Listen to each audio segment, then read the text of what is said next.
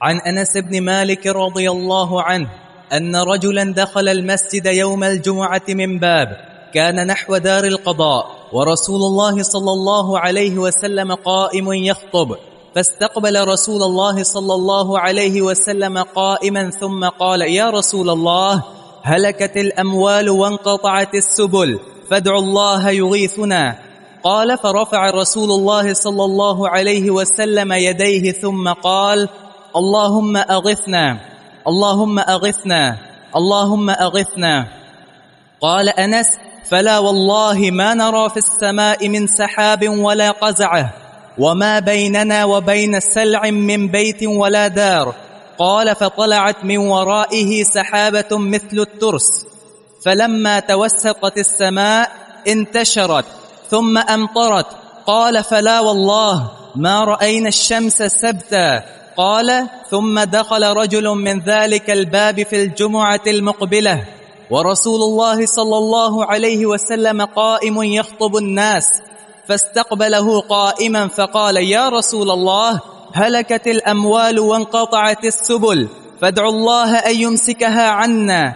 قال: فرفع رسول الله صلى الله عليه وسلم يديه ثم قال: اللهم حوالينا ولا علينا، اللهم على الآكام، اللهم على الآكام والضراب وبطون الأودية ومنابت الشجر. قال: فأقلعت وخرجنا نمشي في الشمس. قال شريك: فسألت أنس بن مالك: أهو الرجل الأول؟ قال: لا أدري. قال المصنف رحمه الله: الضراب الجبال الصغار، والآكام جمع أكمة، وهي أعلى من الرابية ودون الهضبة. ودار القضاء دار عمر بن الخطاب رضي الله عنه سميت بذلك لأنها بيعت في قضاء دينه. فی قضاء دینہ. اس حدیث میں ایک واقعہ مذکور ہے، اور یہ استسقاء کی دوسری صورت، اور اس کے راوی انس بن مالک رضی اللہ عنہ ہیں. فرماتا ہے کہ ان رجلا دخل المسجد یوم الجمعہ من باب کان نحو دار القضاء. ایک شخص مسجد میں داخل ہوا جمعے کے دن، من باب، مسجد کے ایک دروازے سے. مسجد نبوی کے بہت سے دروازے تھے، ان میں سے ایک دروازے میں سے داخل ہوا، اور یہ دروازہ کان نحو دار القضاء، دار القضاء کی طرف تھا. جس دروازے سے وہ آیا وہ دروازہ دار القضاء کی طرف تھا. دار القضاء امیر المؤمنین عمر ابن خطاب رضی اللہ عنہ کا گھر. اس کو دار القضاء اس لیے کہا جاتا ہے، یا کہا جاتا تھا، کہ امیر المؤمنین پر کچھ قرضہ ہو گیا تھا، اور آپ نے اپنا یہ گھر بیچنے کی نصیحت فرمائی کہ میرا گھر بیچ کے میرا قرضہ ادا کر دیا جائے. تو دار القضاء، قضاء کا معنی قضاء الدین، قرضہ چکانا، قرضہ ادا کرنا. تو اس لیے اس گھر کا نام دار القضاء پڑ گیا. اس کو بیچا گیا اور اس کی قیمت سے آپ کا قرض ادا کیا گیا. چنانچہ وہ اس دروازے سے مسجد میں داخل ہوا، ورسول اللہ صلی اللہ علیہ وسلم قائم یخطب، اور رسول اللہ صلی اللہ علیہ وسلم ممبر پر کھڑے خطبہ ارشاد فرما رہے تھے. یہ خطبہ جمعہ کا خطبہ ہے. فاستقبل رسول اللہ صلی اللہ علیہ وسلم قائما، چنانچہ وہ کھڑا کھڑا رسول اللہ صلی اللہ علیہ وسلم کے سامنے آ گیا. فاستقبل، وہ سامنے آ گیا رسول اللہ صلی اللہ علیہ وسلم، رسول اللہ صلی اللہ علیہ وسلم کے قائما، کھڑا. وہ خود بھی کھڑا ہو کر آگے آ گیا اور نبی علیہ السلام کے سامنے کھڑا ہو گیا. ثم قال، پھر اس نے کہا: یا رسول اللہ صلی اللہ علیہ وسلم، ہلاکت الاموال، مویشی ہلاک ہو رہے ہیں پیاس کی وجہ سے اور قحط سالی کی وجہ سے. وانقطعت السبل، اور راستے بند ہوتے جا رہے ہیں. راستے بند ہونے کا معنی مویشی اس قدر کمزور ہیں کہ ان پر بیٹھ کر ہم سفر کے قابل نہیں رہے. تو یہ راستوں کی بندش، اگر مویشی اس قابل ہوتے ہم ان پر بیٹھتے، سفر کرتے کام و کاج کے لیے، مگر اس قدر کمزور ہو چکے ہیں کہ راستے بند ہو چکے ہیں اور سفر بھی ختم ہو چکا ہے اس خشک سالی کی بنا پر.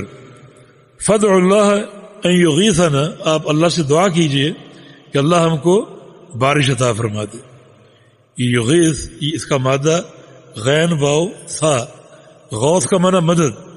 یہاں مدد بارش کی مدد اور پانی کی مدد. اللہ تعالیٰ ہی مغیث ہے، اللہ تعالیٰ ہی مدد کرنے والا ہے، اس کے علاوہ کوئی غوث نہیں ہے، کوئی غوث نہیں. ہماری بد عقیدگی کا عالم یہ ہے کہ ہم نے ایک شخصیت کو چنا ہوا ہے اور اس کا لقب غوث اعظم رکھا ہوا کہ سب سے بڑا مددگار. اس اعظم کے اطلاق کا کیا معنی ہے؟ یعنی کتنا یہ ایک انتہائی گندا اور غلیظ عقیدہ ہے کہ ایک انسان کا نام یا اس کا لقب غوث اعظم رکھا ہوا کہ سب سے بڑا مدد کرنے والا. اس کا معنی اللہ تعالیٰ سے بھی بڑا، نعوذ باللہ. یعنی انتہا ہے یہ، یعنی شرک بلکہ کفر کی. اللہ تعالیٰ رحم فرمائے. رفع رسول اللہ صلی اللہ علیہ وسلم یدیہ، تو رسول اللہ علیہ وسلم نے اپنے ہاتھ اٹھا لی. اس اعرابی کے دعا کے تقاضے پر آپ نے اپنے دونوں ہاتھ اٹھا لیے. تو یہ اس کا معنی یہ کہ ممبر پر اگر آپ کھڑے ہیں اور دعا کرنا چاہتے ہیں، جیسے بارش وغیرہ کی یا کسی شخص کی کسی طلب پر کوئی دعا کرنا چاہتے ہیں، تو دونوں ہاتھوں کو اٹھانا مشروع ہے، جیسا کہ آپ صلی اللہ علیہ وسلم نے دونوں ہاتھ اٹھائے. ثم قال، پھر فرمایا، اللہم اغثنا اللہم اغثنا اللہم اغثنا، یا اللہ تو ہمیں بارش عطا فرما، یا اللہ تو ہمیں بارش عطا فرما، یا اللہ تو ہمیں بارش عطا فرما. کیونکہ بارش تو ہی عطا فرما سکتا ہے اور مدد تو ہی کر سکتا ہے، تیرے علاوہ کوئی غوث نہیں، اس نظام میں کوئی شریک نہیں. ہمارے میڈیا میں یہ قوالی عام ہے کہ خواجہ نہ دے گا تو پھر کون دے گا. یعنی اللہ کا تصور بھی ختم کر دیا. مشرکین مکہ کا عقیدہ کیا تھا کہ خواجہ بھی دیتا اور اللہ بھی دیتا. آج عقیدہ کیا ہے؟ خواجہ نہ دے گا تو پھر کون دے گا، پھر کوئی دینے والا نہیں ہے. اللہ کا تصور بھی ختم ہو گیا. اس قدر بد عقیدگی. اللہم اغثنا، یا اللہ تو ہماری مدد فرما، ہمیں پانی عطا فرما. قال انس، فلا واللہ، اللہ کی قسم، ما نرا فی السماء من سحاب، آسمان میں ہم کوئی بادل نہیں دیکھتے تھے، بالکل آسمان صاف تھا. جب عربی نے یہ تقاضا کیا اور پیارے پیغمبر نے دعا فرمائی، آسمان بالکل صاف تھا، سورج روشن تھا اور بادل نام کا کوئی وہاں تصور نہیں تھا. ولا قضا، قضا کا معنی بادل کا ٹکڑا، نہ کوئی بادل تھا نہ چھوٹا سا کوئی ٹکڑا تھا آسمان پر، بالکل آسمان صاف تھا. وما بیننا و بین صلع من بیت ولا دار، ہمارے اور صلع کے درمیان، صلع یہ مدینہ کا پہاڑ ہے، اور فرماتے ہیں کہ ہمارے اور صلع کے درمیان، یعنی اس پہاڑ کے درمیان نہ کوئی گھر تھا اور نہ کوئی دار تھا. بیت اور دار، بیت اور دار میں فرق یہ ہے کہ بیت چھوٹے گھر کو بولتے ہیں اور دار بڑے گھر کو بولتے ہیں. کوئی چھوٹا بڑا گھر ہمارے اور صلع کے درمیان نہیں تھا کہ ہو سکتا اس کی اوٹ میں کوئی بادل ہو، لیکن نہیں، بالکل فضا بالکل صاف تھی، آسمان بالکل صاف تھا. قال فطلعت من ورائه، اس صلع پہاڑ کے پیچھے سے طلوع ہوئی، نکلی صحابہ ایک چھوٹی سی بدلی، ایک بادل چھوٹا سا، مثل الترس، جو کہ ڈھال کی مانند تھا. جیسے ایک تشت ہوتا ہے، ایک بڑی پلیٹ، اس پلیٹ کی مانند ایک چھوٹی سی ایک بدلی، ایک چھوٹا سا بادل صلع پہاڑ کے پیچھے سے اوپر کو ابھرا اور نمایاں ہوا. فلما توسط السماء، اور جب وہ چھوٹا سا بادل چڑھتے چڑھتے آسمان کے وسط میں آ گیا، آسمان کے بیچ میں آ گیا، انتشرت، تو وہاں پہنچ کے پھیل گیا. ثم امطرت، اور بارش برسنا شروع ہو گئی، اس بادل نے بارش برسانا شروع کر دی. قال فلا واللہ ما رأینا الشمس سبتا، انس کا کہنا ہے کہ ہم نے ایک ہفتہ سورج نہیں دیکھا. اللہ تعالیٰ نے اپنے رسول کی دعا قبول فرما لی اور لوگوں کے ساتھ رحمت اور محبت کے معاملے کا فیصلہ فرما لیا، اور مسلسل ایک ہفتہ بارش برستی رہی حتیٰ کہ اگلا جمعہ آ گیا. قال ثم دخل رجل من ذلك الباب، اگلے جمعے فی الجمعۃ المقبلہ، اگلے آنے والے جمعے میں پھر ایک شخص داخل ہوا اسی دروازے سے، رسول اللہ صلی اللہ علیہ وسلم قائم یخطب، اور رسول اللہ صلی اللہ علیہ وسلم کھڑے خطبہ ارشاد فرما رہے تھے، یخطب الناس، لوگوں کو خطبہ ارشاد فرما رہے تھے، فاستقبلہ قائما، اور وہ کھڑے کھڑے آپ کے سامنے آ گیا، فقال یا رسول اللہ ہلاکت الاموال، یا رسول اللہ صلی اللہ علیہ وسلم مویشی ہلاک ہو رہے ہیں۔ ہلاک پہلے بھی ہو رہے تھے، لیکن پہلے قحط سالی کی بنا پر، اور اب بارش کی کثرت کی بنا پر مویشی ڈوب رہے ہیں، اتنا اللہ نے پانی فراوانی سے عطا فرما دیا۔ وانقطعت السبل، اور راستے بند ہو رہے ہیں، پہلے بند ہو رہے تھے مویشیوں کے کمزور ہونے کی بنا پر کہ وہ سفر کے قابل نہیں تھے، اب بند ہو رہے ہیں پانی کی کثرت کی بنا پر، اتنا پانی رستوں میں کھڑا ہو گیا کہ راستے بند ہو گئے اور سفر جو ہے وہ ممکن نہیں رہا۔ فادعوا اللہ یمسکھا عنا، اب اللہ سے دعا کیجئے، یمسکھا عنا، کہ اللہ تعالی ہم سے یہ پانی بند کر دے اور بارش بند فرما دے۔ قال فرفع رسول اللہ صلی اللہ علیہ وسلم یدیہ، رسول اللہ صلی اللہ علیہ وسلم نے پھر اپنے ہاتھ اٹھا لیے، ثم قال، اور فرمایا اللہم حوالینا ولا علینا، کہ یا اللہ یہ بارش ہمارے ارد گرد منتقل کر دے۔ حول، حول کا معنی ارد گرد، ہمارے چاروں طرف اطراف میں اس کو منتقل کر دے، ولا علینا، ہم پر اب نازل نہ فرما، یعنی بالکل روکنے کی دعا نہیں کی کہ بارش بند کر دے، اللہ تعالیٰ کی دین ہے، اس کی عطا ہے، جتنی بھی حاصل ہو جائے، جس قدر بھی مل جائے۔ یہ تو ایک ہفتہ بارش برسی ہے نا، ایک حدیث میں آتا ہے کہ 40 دن بھی بارش جو ہے وہ رحمت کی بارش ہوتی، اللہ تعالیٰ مسلسل برساتا ہے اور رحمت کی بارش ہوتی ہے۔ نبی علیہ السلام کا فرمان ہے، مسند احمد کی حدیث ہے، حد یقام فی الارض خیر لہم من ان یمطروا 40 صباحا، جس زمین میں ایک حد قائم ہو جائے اللہ تعالیٰ کی، جس ملک میں اللہ تعالیٰ کی ایک حد قائم ہو جائے، کسی چور کا ہاتھ کاٹ دیا جائے، یا کسی زانی کو جو ہے وہ سنسار کر دیا جائے، یا کسی شرابی کو کوڑے مار دیے جائیں، ایک حد اللہ تعالیٰ کی قائم ہو جائے۔ فرمایا کہ اللہ تعالیٰ اس زمین والوں کو، اس بستی والوں کو، شہر والوں کو اتنا نوازتا ہے کہ 40 دن اگر رحمت کی بارش ہوتی رہے، اس کے نتیجے میں کیا کچھ پیدا ہوگا، کتنی فصلیں اگیں گی، کتنے باغات تیار ہوں گے، اور کس قدر زمین شاداب ہوگی۔ اس سے بھی زیادہ اللہ اس قوم کو نوازتا ہے جو قوم اللہ تعالیٰ کی ایک حد قائم کر دے، اور جو قوم حدود اللہ نافذ نہیں کرتی، پھر اللہ تعالیٰ اس قوم کو سزائیں بھی دیتا ہے اور فقر بھی دیتا ہے۔ فرمایا کہ اللہم حوالینا ولا علینا، یا اللہ اب یہ پانی ہمارے ارد گرد برسا دے، ہم پر نہ برسا۔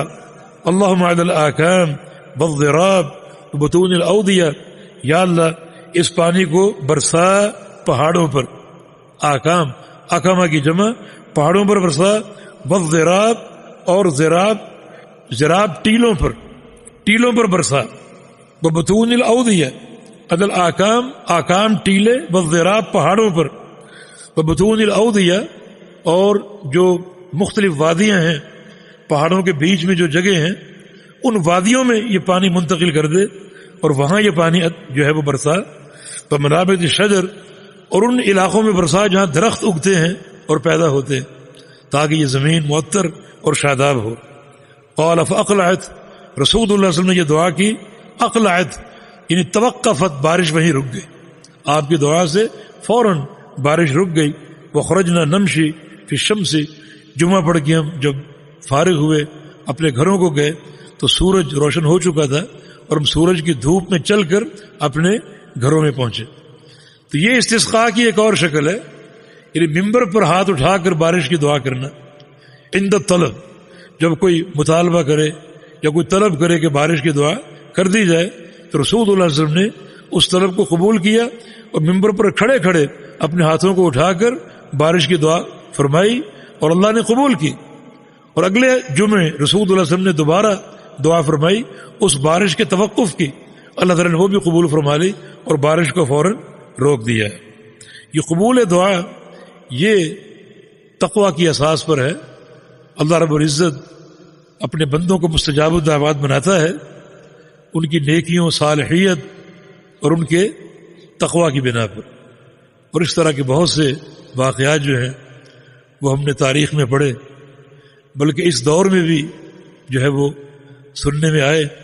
ہمارے پاکستان میں پنجاب کے محدث حافظ عبداللہ روپڑی رحمہ اللہ، ایک گاؤں میں ان کا درس تھا، وہاں گئے اور گاؤں والوں نے اپنی پریشانی کا اظہار کیا کہ بارش نہیں ہو رہی اور نقصان ہو رہا ہے اور کھیتی باڑی تباہ ہو رہی ہے، تو آپ بارش کی دعا کر دیجیے.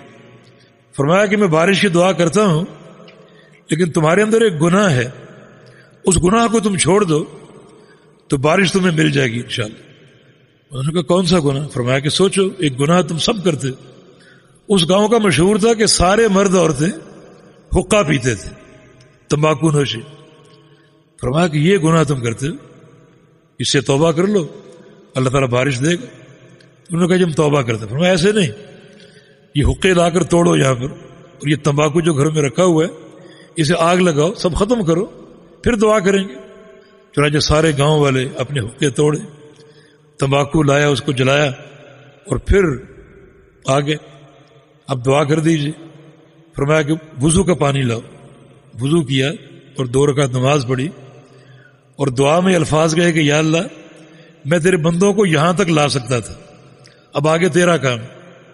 جو میری طاقت تھی نصیحت دینے کی وہ میں نے دی اور بندوں نے قبول کر لی، یہاں تک میری طاقت تھی، آگے تیرا کام. یہ دعا ہو رہی ہے اور چھن چھن بارش جو ہے وہ برسنا شروع ہوگی. یہ تقوی بھی ہے اور اس بات کی دلیل ہے کہ معصیتوں سے اللہ کا رزق رکتا ہے اور معصیتوں سے توبہ کرنے سے اللہ رب العزت رزق عطا فرماتا ہے اور فراوانی عطا فرماتا ہے. اس قسم کے بے شمار واقعات تاریخ میں موجود ہیں.